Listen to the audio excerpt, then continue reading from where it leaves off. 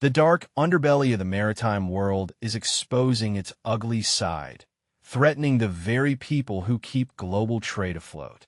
The United Nations Maritime Chief has sounded the alarm, connecting the rise of a clandestine network of ships, known as the Dark Fleet, to a surge in worker abuses and criminalization of seafarers.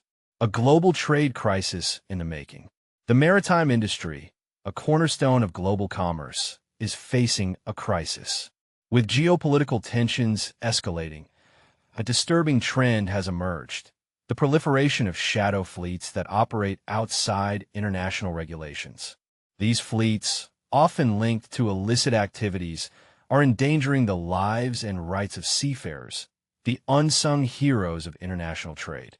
Arsenio Dominguez, the Secretary General of the International Maritime Organization, IMO, warns of a dire situation. We're witnessing an increase in the abandonment and criminalization of seafarers, he said. This is attributed to the expansion of dark fleets, which employ tactics like obscuring ownership and movements to evade sanctions and oversight, often operating in a legal gray area. The dark fleet's impact. These fleets are notorious for transporting sanctioned goods, such as Iranian and Russian petroleum, and engaging in unfair labor practices, including forced labor.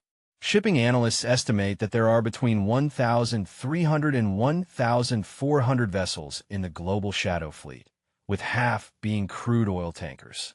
These ships, operating outside the law, put seafarers at immense risk. A rights crisis at sea. The consequences for seafarers are dire. Ship abandonments, where crews are left unpaid and without food or repatriation, have more than doubled in 2024, according to the International Transport Workers Federation, ITF. Many of these cases are linked to the sanctioned oil trade, where owners exploit regulatory loopholes by registering ships under flags of convenience in countries with lax rules. IMO's dilemma. The IMO, while committed to ensuring safety, environmental protection, and seafarer welfare, faces challenges in enforcement. Dominguez advocates for a diplomatic approach, engaging with flag states and member states to uphold international standards. However, the organization's hands are tied when it comes to judicial processes within countries. A call for action. Dominguez emphasizes the need for governments to ensure fair treatment and due process for seafarers caught in this web of unregulated practices. He also stresses the importance of maintaining high-quality regulations and enforcing them effectively. But here's where it gets controversial. With the industry facing increasing operational costs and regulatory complexities, how can regulations be expanded without stifling maritime trade and the livelihoods of seafarers?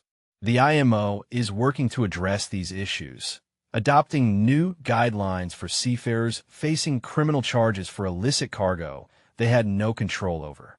They are also reviewing regulations to tackle seafarer fatigue, violence, and harassment.